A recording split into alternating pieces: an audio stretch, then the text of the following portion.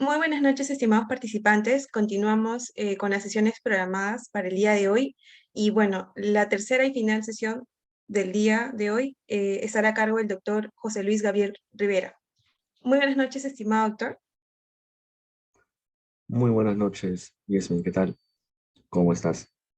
Bien, en primer lugar, ¿no? Como corresponde, agradecer a la organización, ¿no? A B-Lawyer, ¿no? Encabezado por Yasmin, quien nos han trasladado la cordial invitación para, a efectos de poder conversar, ¿no?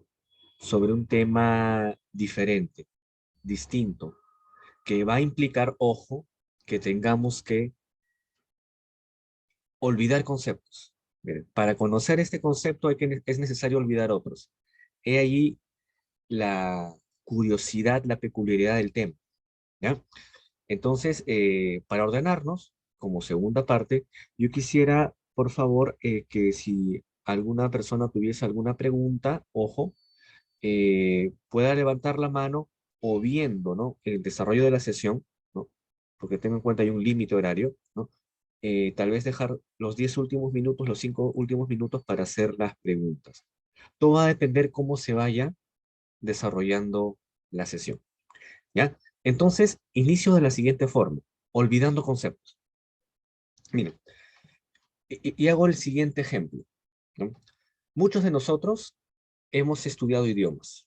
Si no hemos estudiado el inglés, que es el idioma mínimo esencial, hemos podido estudiar francés, alemán, italiano, etc. Cuando uno aprende un idioma, y me darán la razón, cuando uno aprende un idioma, debe dejar de pensar en el idioma materno. Es decir, si yo comienzo a aprender inglés y comienzo a pensar el inglés en castellano, voy a cometer los errores que ciertamente todos observamos de una persona que no se ha alejado de la lengua materna. Es decir, uno debe comenzar a pensar en inglés, si está estudiando inglés, para comprender el idioma. El caso del día de hoy, vamos a tener que realizar algo similar. Me explico. El tema de la sesión del día de hoy, y lo aludía el profesor Sergio García Long, quien me ha precedido, el tema que vamos a ver hoy debe, ojo, debe hacernos olvidar por un momento la responsabilidad civil. Yo sé que lo que estoy diciendo puede sonar incluso hereje, pero es así. Hablar de fondos colectivos de indemnización debe llevarnos por un momento a apartarnos de la responsabilidad civil. Me incluyo entre las personas que lo hace con desazón, con tristeza, porque yo estudio la responsabilidad civil. Pero es necesario hacer esto a efectos de ingresar al tema. Bien, entonces vamos a compartir pantalla, ojo, y por favor pediría que me confirmen, por favor, antes de iniciar, ¿no? Que se puede visualizar, si se puede visualizar la pantalla, por favor. Sí, sí se puede, doctor. Perfecto, perfecto. Bien, entonces iniciemos. Fondos colectivos de Doctor, indemnización. Sí, sí, escuchamos. disculpe. Sí, doctor, disculpe. De repente le podría dar a la modalidad de presentación para que se pueda apreciar de manera completa sus diapositivas. Es que lo estoy haciendo para seguir el orden que está en la exposición. Lo puedo ampliar un poquito más, Ya, ya, sí, perfecto. pero es para guiarme. Ya, perfecto. Genial. Bien, entonces iniciemos. Y quiero empezar con un ejemplo. ¿Ya? Quiero empezar con un ejemplo. Me parece que es la forma más gráfica de poder evidenciar lo que quiero probar. Imaginemos lo siguiente. Imaginemos que nosotros estamos en París por un momento, que vamos a tomar el subterráneo, ¿no? El metro, desde San Michel a Luxemburgo, o sea, a los jardines de Luxemburgo. Este viaje va a implicar que nosotros paguemos un billete que puede costar, por ejemplo, 2 euros, la ida. Llegamos a los jardines de Luxemburgo, visitamos los jardines de Luxemburgo, tomamos fotos, llegada la tarde, debemos regresar al paradero San Michel donde está nuestro hospedaje. ¿Qué hacemos en este caso? Volvemos a comprar un tiquete, 2 euros, y con esto regresamos al punto de partida. Un día, nosotros estamos esperando el metro en la parte inferior y lamentablemente se produce un atentado terrorista. Un atentado terrorista que deja muertos y heridos. Yo en este punto, inmediatamente comienzo a pensar en responsabilidad civil y a decir, daños, heridas, como decía Carbonnier en Francia, ¿no? Piernas rotas, brazos rotos, responsabilidad civil. Sin embargo, inmediatamente comienzo a pensar lo siguiente. Atentado terrorista, uno, difícilmente voy a poder encontrar al agente causante del daño, o si quieren llamarlo, al responsable del daño. Normalmente esta persona también fallece. Primera idea. Segunda idea. Si llegas a encontrar a esta persona, a este responsable, que también es causante, muy difícilmente va a poder contar con el patrimonio suficiente para poder, ojo, reparar los daños causados a todas las personas que han sufrido el atentado terrorista y que están heridas o incluso pueden haber fallecido. Difícilmente, ojo. Es en ese punto en el cual, por ejemplo, pienso en la profesora francesa Geneviève Vinay, que en el año 1965, lo decimos como corresponde con prueba en la mano, libro de 1965, propone lo siguiente. La responsabilidad civil, tal vez, siendo ella una experta en responsabilidad civil, dice, la responsabilidad civil tal vez no es el mejor mecanismo para reaccionar a determinado tipo de daños. ¿Qué tipo de daños? Los daños en los cuales, por ejemplo, no podemos encontrar al responsable o los daños en los cuales simplemente vamos a tener un responsable que no cuenta con el capital suficiente para poder asumir esos daños. Es allí que aparecen los fondos colectivos de indemnización. En los fondos colectivos de indemnización no tenemos responsables. En los fondos colectivos de indemnización lo que se hace es, ¿qué cosa? Compensar un daño. Compensar porque la ley lo ha establecido de esa forma. Y ojo, todos nosotros, sabiéndolo o no, hemos aportado a ese fondo colectivo. Vamos con la siguiente diapositiva. ¿Se acuerdan que iniciamos la sesión comentando este atentado terrorista? Bueno, es cierto, un atentado terrorista bomba en el metro, ¿no? 4 muertos, 62 heridos en la estación Saint-Michel, la más importante de París. Están las librerías para aquellos interesados en la cultura jurídica. Como había de esperarse, la persona, el agente responsable falleció también en el atentado. Miren, si nosotros seguimos un esquema de responsabilidad civil, es decir, buscar un responsable, ¿saben qué va a suceder? No vamos a poder reparar los daños causados, porque el responsable está muerto.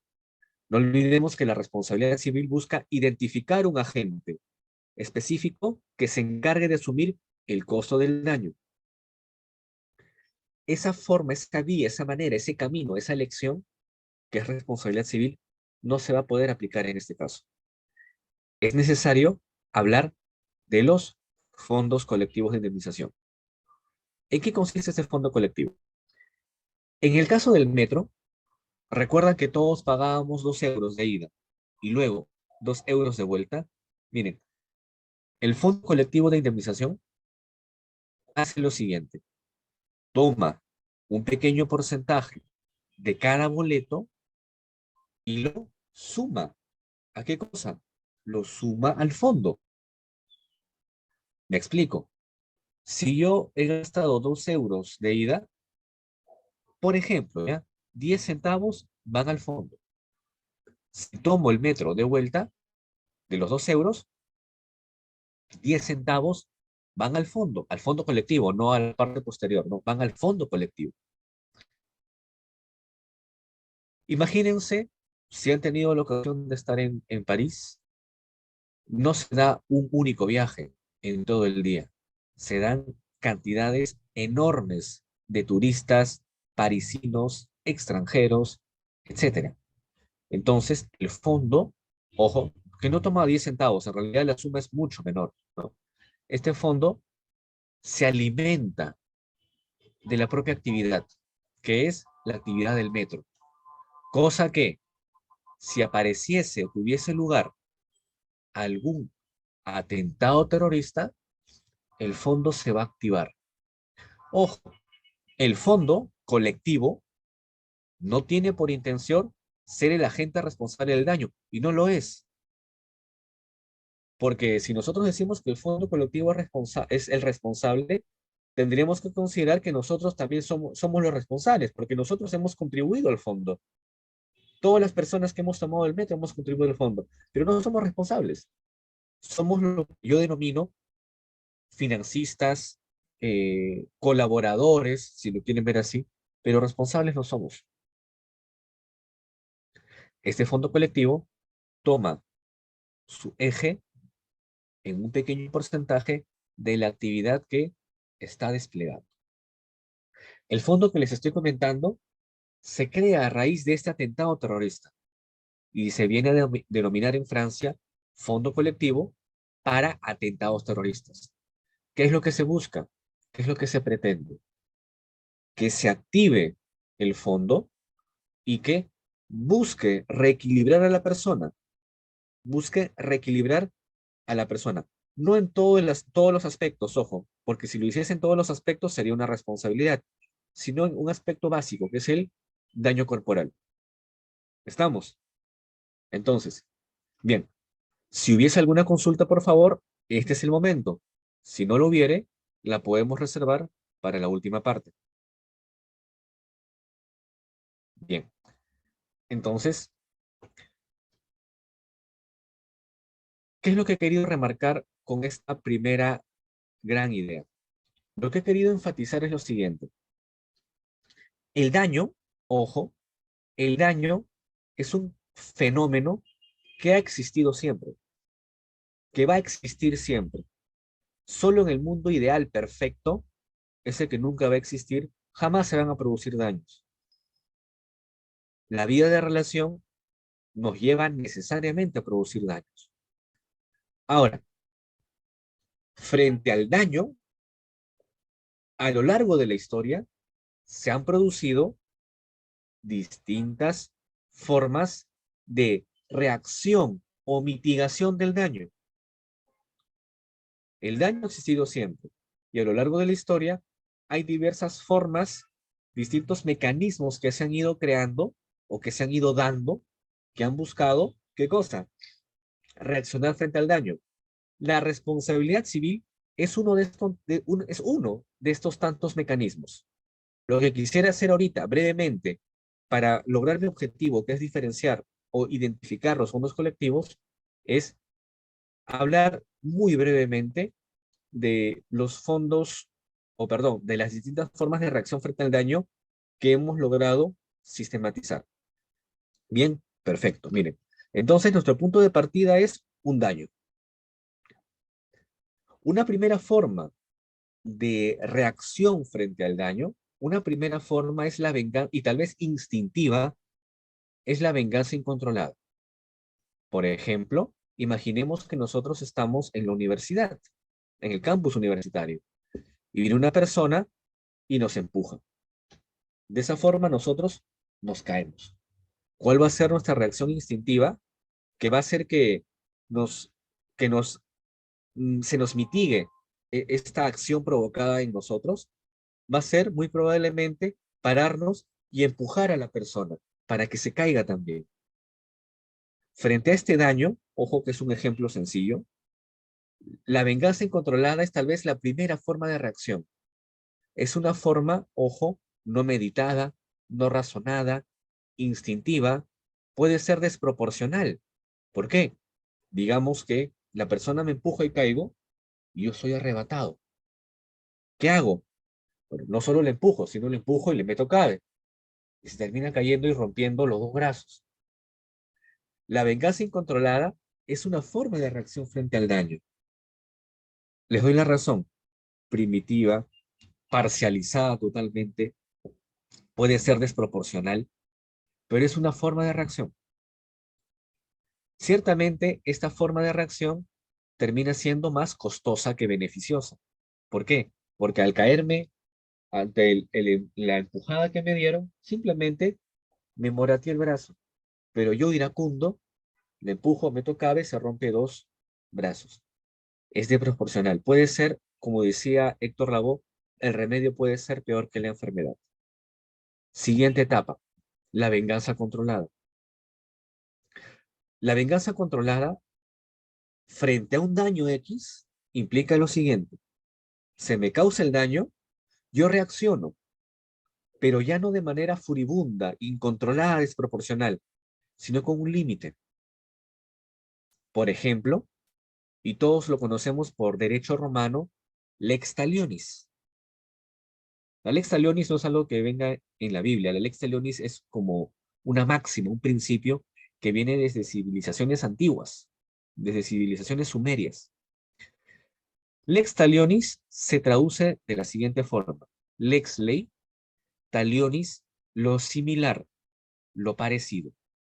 Entonces, si traducimos al castellano de hoy en día la ley del lex talionis, tenemos, ¿qué cosa? La ley de lo similar, la ley de lo parecido.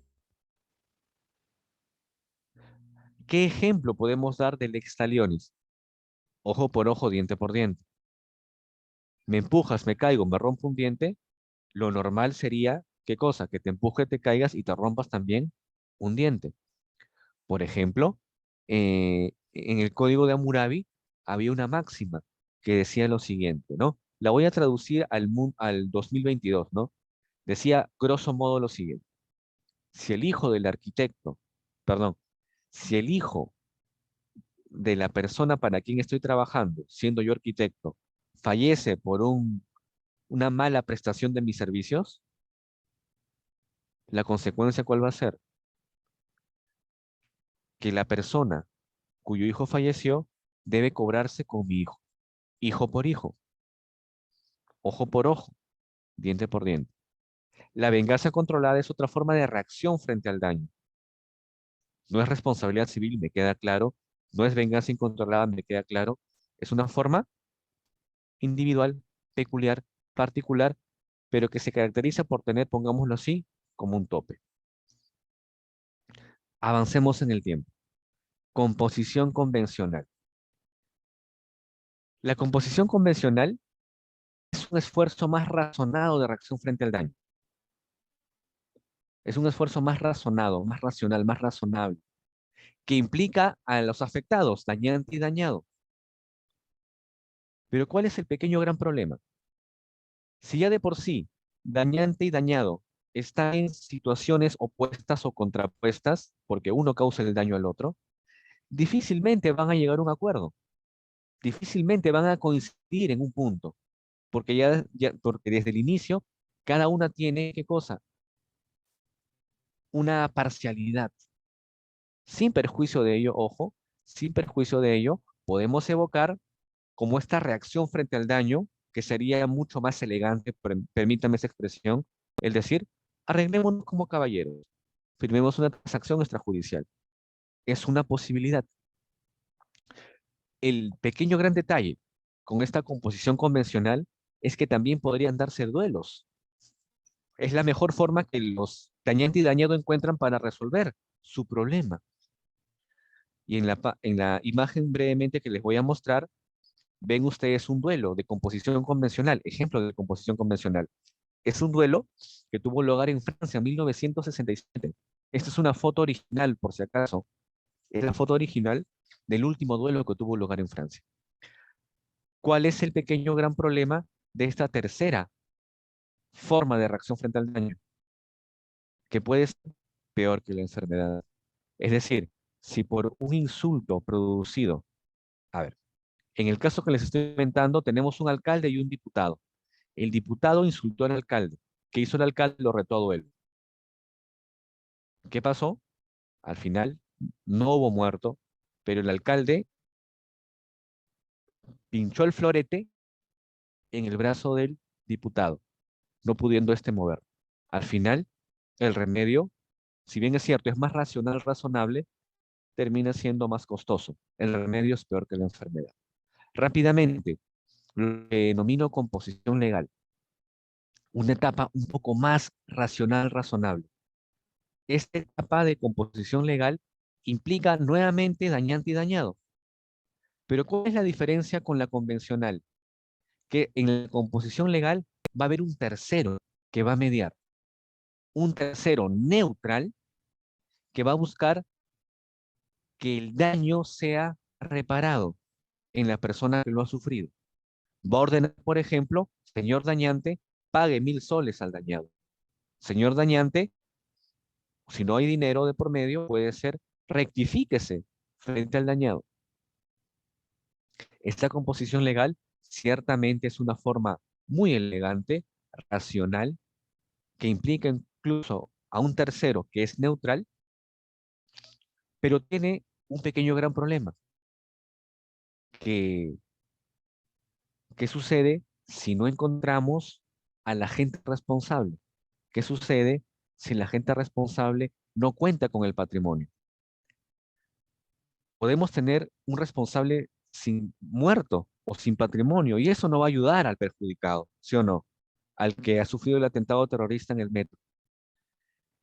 Es por ello que aparece una quinta forma de reacción frente al daño, una más moderna, una denominada colectivización de los daños. ¿Qué significa esto? Por favor, atención. La colectivización de los daños significa que varios sujetos vamos a financiar el costo del daño. Nosotros no somos los responsables. Piensen en el caso del metro, cuando compra su ticket de metro. Nosotros no somos los responsables. Pero ¿qué cosa?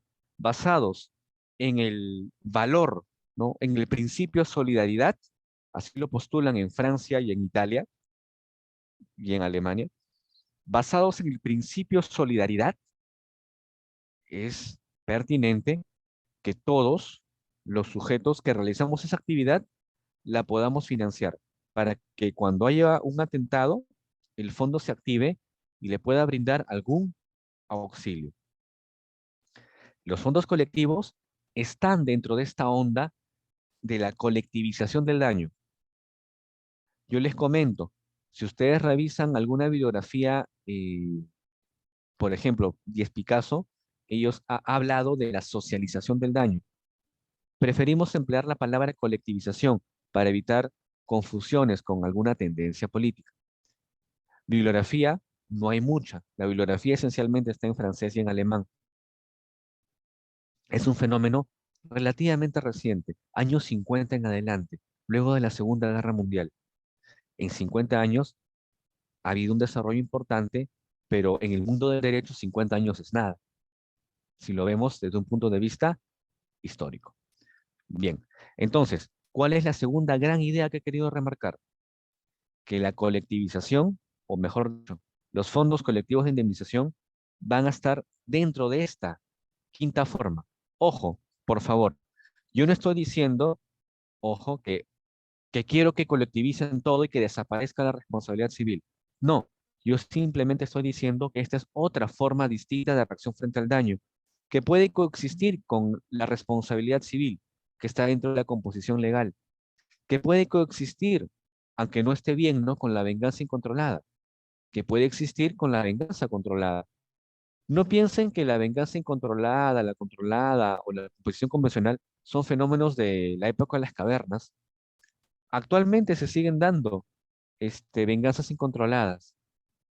Actualmente se siguen dando venganzas controladas, ¿no?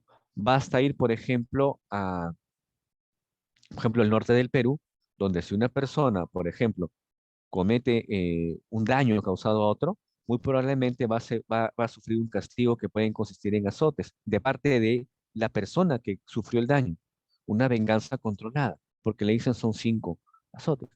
No estoy, por favor, diciendo que yo quiero que colectivicen todo y desconozco lo anterior. Para nada. Mi intención simplemente es presentar un mecanismo distinto que está dando vueltas por distintos ordenamientos y que muy probablemente, y esa es la gran conclusión, ver si este mecanismo ya llegó al Perú. A ver, entonces, avanzamos rápidamente, ojo, y les comento, miren, esta lógica colectivizadora, que es este periodo, ¿no? Que acuña el principio de solidaridad, ojo, tiene distintas formas de expresión. La más conocida no son los fondos colectivos, la más conocida son los seguros. Por ejemplo, a ver, imaginemos que todos los presentes aquí contratamos un seguro. Somos aproximadamente 25, creo, y todos contratamos un seguro. Yo les pregunto, en el lapso de un año, ¿los 25 seguros se van a activar? O sea, los 25, los de Jimena, los de Mario, los de Cristian, los de Yasmin, los de Alejandro, William, el mío, ¿se van a activar todos? No. De los 25 se activarán 3, ya 5. ¿Estamos, sí o no? Nosotros pagamos nuestras primas puntualmente. El daño que se le cause, por ejemplo, a Cristian o a Jimena, que son los que han pagado el seguro, ¿qué cosa? Con las otras primas de los que no están activando el seguro, se va a financiar el costo de ese daño. Luego la aseguradora ve si se lo cobra o no al verdadero causante del daño, al verdadero responsable, ¿no? Pero viendo en perspectiva de seguros, todos, no de nosotros, cuando contratamos un seguro y pagamos nuestra prima, estamos financiando ¿qué cosa? Que cuando se produzca un daño producido por un agente X, lo que son nuestras primas financie la reparación de ese daño. De esta forma, la persona afectada se va a sentir reequilibrada. Ojo, tal vez muy probablemente no le van a dar daño moral, no le van a dar daño al proyecto de vida, si creen en ello, pero sí muy probablemente, ojo, le van a reparar el carro. Ya con eso puede trabajar, ya con eso puede movilizarse. Estamos. Entonces, las dos figuras más importantes de esta lógica colectivizadora, que es que mientras más personas asumimos el costo del daño, mientras disipamos el costo del daño entre más personas, es mejor. ¿Por qué? Porque así todos contribuimos con un poquitito nada más, ¿no? Que es distinto a un caso de responsabilidad civil, donde todo se lo adosamos a un solo sujeto, o a dos o a tres. ¿Estamos? Bien. Entonces, rápidamente, estos fondos colectivos de indemnización, ojo, tienen otro gran ejemplo en el caso del 11 de septiembre. Todos recordamos, o todos lo hemos visto en History Channel, ¿no? Que el 11 de septiembre hubo el atentado en las Torres Gemelas. Lo que sucedió en ese caso es que el atentado fue en septiembre. En diciembre de ese mismo año, a través de una ley, el gobierno americano creó un fondo de indemnización para las personas, para las víctimas o para los representantes o herederos de aquellas personas que habían fallecido en ese accidente, perdón, en ese atentado. No me dirán aquí que fuera de las teorías no conspiracionistas, etcétera, al menos de lo que la información que se ha visto en televisión, ¿no? El gobierno no era el responsable del daño, era en este caso el grupo que luego se lo adjudicó. ¿Y por qué el gobierno entra a asumir el costo del daño? Porque basado, repito nuevamente, en el valor solidaridad, es una mejor forma de poder beneficiar a la víctima. Ojo, una gran e importante idea.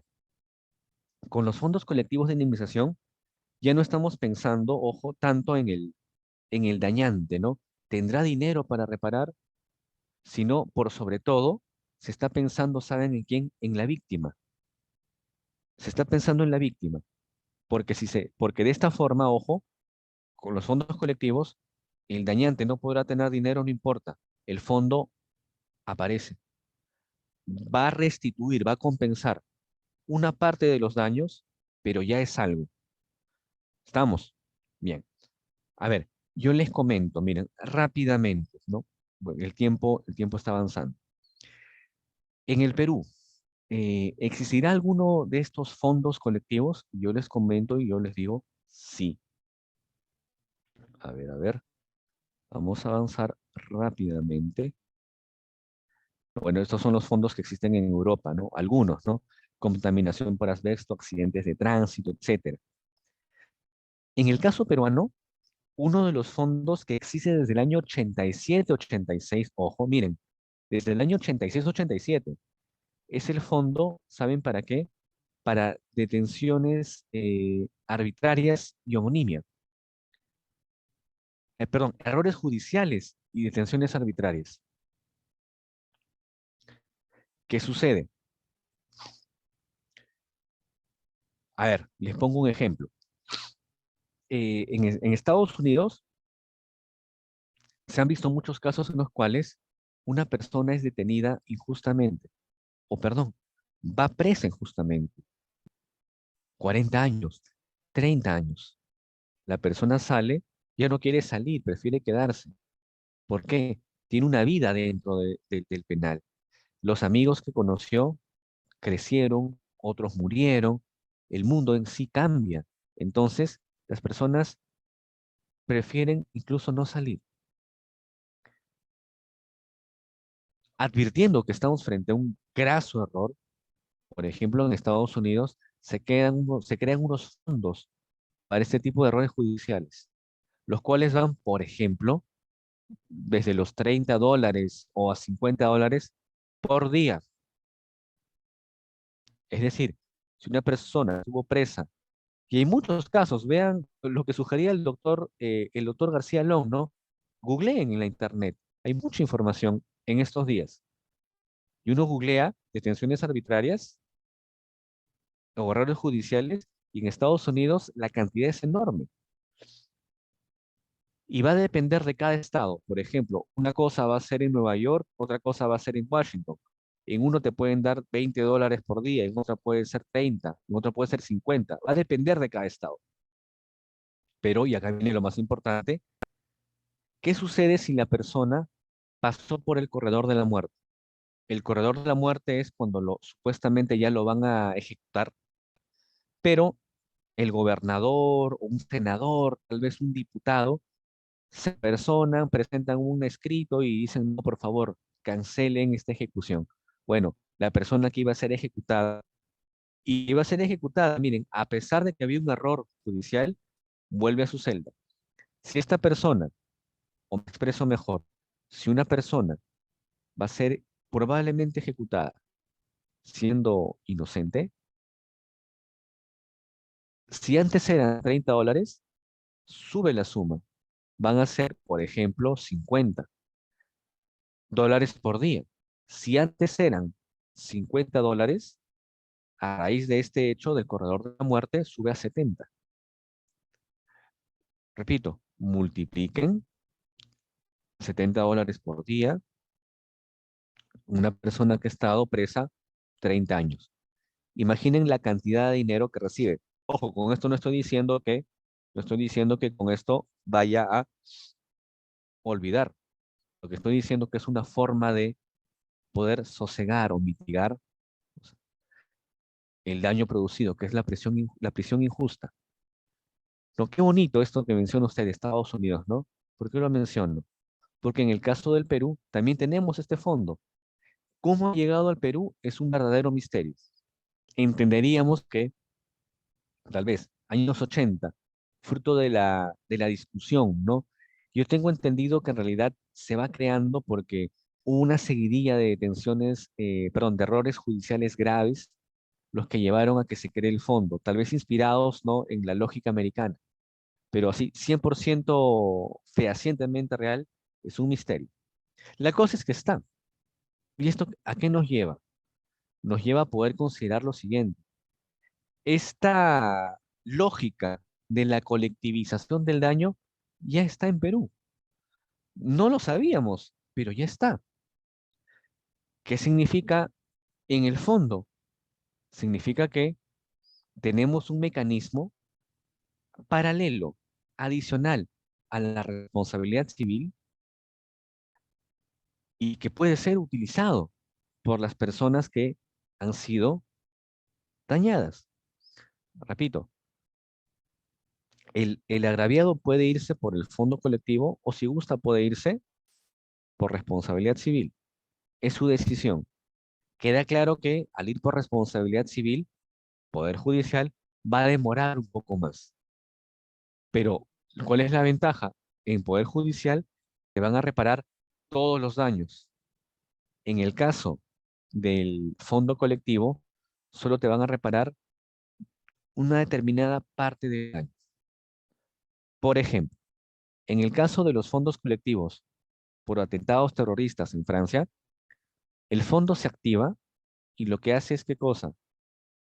Costear las prótesis, financiar las rehabilitaciones, financiar las operaciones, ¿no?, para poder tener el movimiento nuevamente del brazo.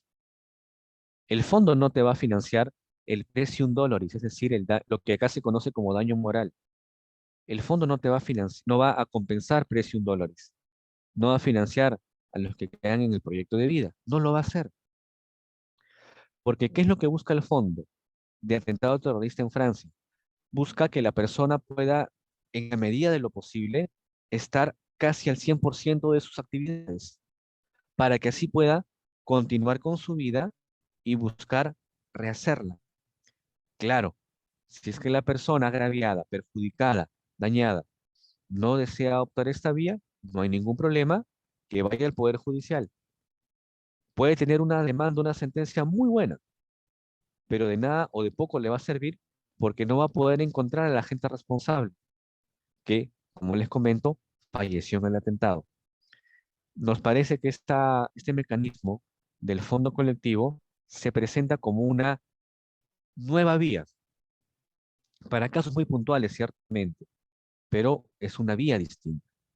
Entonces, en el caso peruano, tenemos el fondo por errores judiciales, tenemos el fondo para el caso del SOAT, ¿m? Tenemos el fondo para el caso de actividades en el mercado de valores. Hay fondos en el caso peruano. Hay que buscarlos, hay que encontrarlos, hay que explicarlos, pero ya hay fondos. Y la intención es esa, ¿no? Remarcar que estos fondos ya existen en el Perú. Entonces, si nosotros recordamos el título con el cual iniciamos, que era Realidad, Futuro en el Perú, yo diría, y exagerando un poquito, más que realidad ya es pasado, ¿no? O sea, están desde hace mucho tiempo. Hay que explotar este concepto, hay que investigar este concepto. Ahora, y por un tema de tiempo ya, para no aburrirlos, quisiera dar un salto hasta un pequeño cuadro.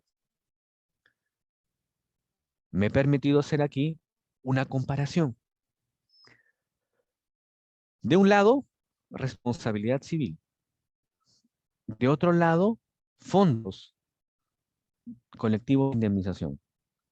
A ver, la fuente. ¿Cuál es la fuente de la responsabilidad civil? Estamos pensando obviamente en la extracontractual. El fundamento legal es el 1969. Es el caballito de batalla para todo estudioso de responsabilidad civil. En el caso del fondo colectivo, ¿cuál es la fuente?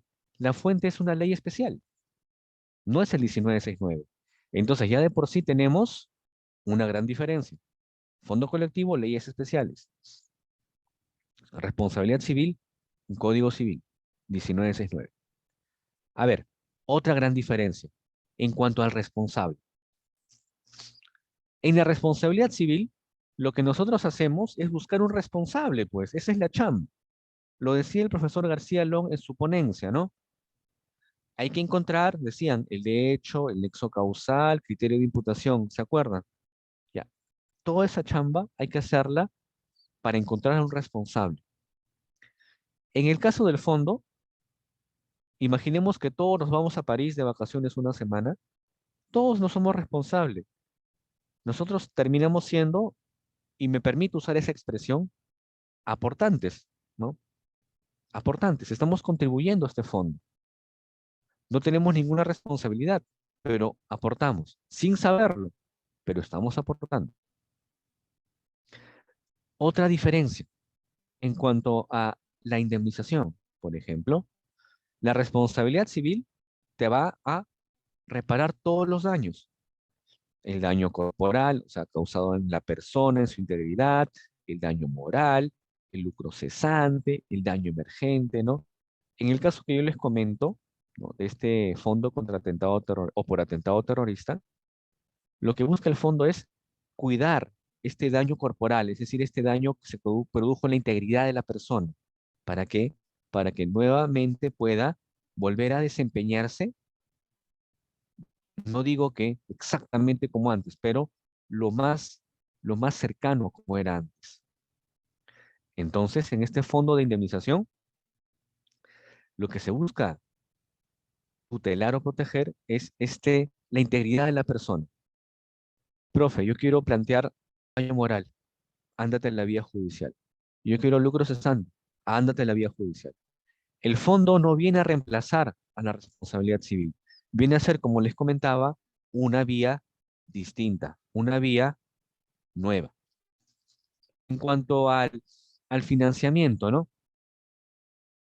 En la responsabilidad civil es el responsable quien asume el íntegro del costo del daño.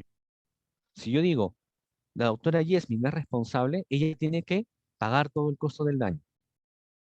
En el caso de los fondos colectivos, normalmente hay un autofinanciamiento de las posibles víctimas. ¿Cómo el autofinanciamiento de las posibles víctimas?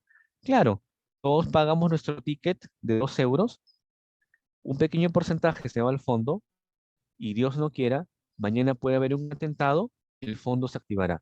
Ya nosotros aportamos, ya nosotros contribuimos a la creación de ese fondo. No somos responsables, pero estamos contribuyendo. Y finalmente, una diferencia. El uso de los fondos colectivos no excluye la responsabilidad civil. Repito, los fondos colectivos son una vía distinta, una vía diferente, que busca reaccionar rápido. Se forma una comisión que inmediatamente dice tú y tú. Ya está. No busca hacer el juicio de responsabilidad civil. A ver, pruébame. Nada. Esta es una forma distinta, rápida, pensada en el perjudicado, pensada en la víctima. En el caso de la responsabilidad civil, uno ciertamente, si se accionó el fondo, se puede accionar responsabilidad civil. Si no se accionó el fondo colectivo, también se puede accionar responsabilidad civil. Es otra forma. Yo les comento, normalmente los sujetos prefieren, ¿qué cosa? Dirigirse a un fondo. Oye, pero el fondo no te va a reparar todo. Perdón, el fondo no te va a compensar todo. Y las personas te dicen, lo sé, pero al menos que me reparen o que me compensen o me ayuden a volver a tener la integridad corporal que tenía antes, ya es bastante. Con eso yo ya puedo volver a trabajar, volver a estar con mi familia, volver a hacer en la medida de lo posible mis actividades cotidianas. Distinto sería el caso que estemos en un caso de responsabilidad civil, donde vamos a esperar que haya un responsable después de un juicio de muchos años teniendo la gran probabilidad de que no encontremos al responsable, teniendo la gran probabilidad de que el responsable no tenga cómo afrontar el costo del daño. Entonces, para ir concluyendo, fondos colectivos de indemnización, ¿realidad o futuro en el Perú? Más que un futuro, creo que son una realidad, una vía distinta que ya forman parte del ordenamiento jurídico peruano. Muchísimas gracias por el tiempo dispensado.